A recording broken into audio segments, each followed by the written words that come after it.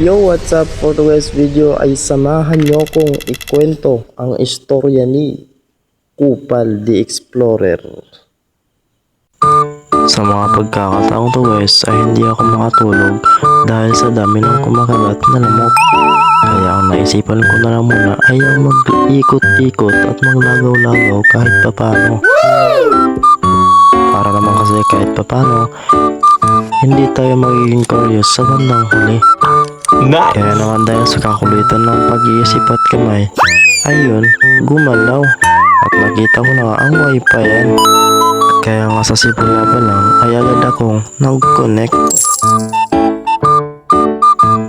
So dahil sa kakulitan ng kupal, ayun, napansin ang coffee vendo. So kaya't subukan natin guys. Tara, kape tayo. So dahil nga mahilig ma-explore ang kupal, ayun, nilapitan. So at nang kanya itong nilapitan, ay nagulat siya na hindi pala ito gumagana. Hindi ko rin nga alam kung ito ba ay nalubat lang o nawalan lang ng tubig.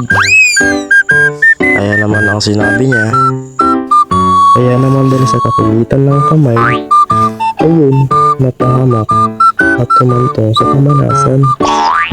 Ay, sayang.